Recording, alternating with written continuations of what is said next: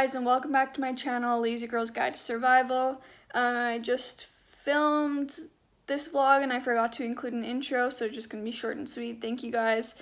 If this is your first time, my name is Michaelin and I'm currently living in Italy, and I made this this thing in honor of my boyfriend who passed away, and this vlog post is just going to be a little bit about me having a tough time and what I've been doing to cope. So follow along if you want. You don't have to if you don't want to, but I hope this helps someone.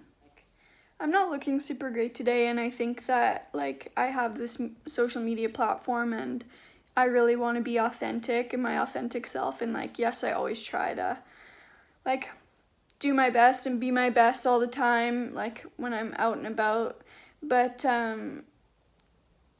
even though I'm in Italy, I still have bad days, and yesterday I had a really tough day, a really sad day, and I pretty much just laid in my bed all day, and I was crying a lot, and I think that for me, I thought that this trip would be this almighty powerful healing journey, and I think that it will be over time, but I've just had a lot more time to myself than I expected, and a lot more time to myself than I have at home, because I live with my family and there's people always around. But here I have a lot of downtime and a lot of time to myself, and I don't really know anyone here. So I think a lot, and I think it's good. Do you know the saying, it gets worse before it gets better? I think that's kind of how it is right now, because I have so much time on my hands that I just think about so many things and I relive so many things, and it all comes crashing back, and it is really upsetting. So yesterday I had a really bad day, but today I feel a lot better that I was able to get a lot of it out and journal and cry and just do nothing for a day. I think that was really nice, even though I am in Italy and I'm sure people are you should be out exploring and things, but it's also barely been a year and I'm still dealing with a lot, and so I think that it will be really helpful in the long run that I do have so much time on my own, and that I do have so much time to reflect in on myself and in on everything that I've experienced. And I know that sounds cheesy, but I had reached out to a couple people who I know travel a lot, and I just said how do you make friends? I'm kind of going crazy here, I'm always on my own and blah blah blah. And they said reflecting back on their trips, that was the best part, is because they said that they grew so much from just being on their own and having that time to themselves. So while it's painful now and it's frustrating now, I really hope that at the end of this trip, or months after this trip, or tomorrow, whenever it happens, it'll be really nice that I was able to feel all these things and work through it with myself and come to different realizations. And I know it's really cheesy, the people go to Europe and they find themselves, but I can actually see where people get that from now, because I've just been spending so much time with myself. And yeah, so that's partly the reason that I'm not looking super great today, is because yesterday was just not a great day, and so I just kind of rolled out of bed and did my thing today. But it doesn't matter, because the kids I'm working with don't care what I look like. I'm never gonna see half these people again, so the little things don't matter, and I just have to remind myself of that. But yeah, that's my little message about healing. I just watched that clip, and the way my shirt was, it made it look like I had one really big arm and one really small arm. But the last thing I kind of want to add to that is just, don't ask people how they're doing unless you truly want an answer, because I was talking to Kaylee Veschuk, one of the Bronco girlfriends.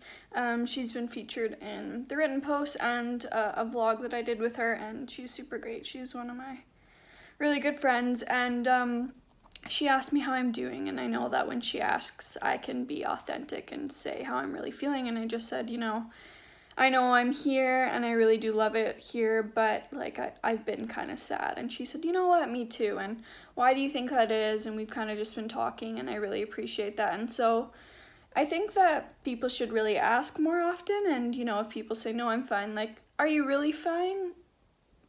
are you really okay? Or how, like, don't ask closed-ended questions, ask open-ended questions where they have to elaborate and explain, how was their day? Or, did you have a good day? Did you not have a good day? Why or why not? What can make it better? What can tomorrow do?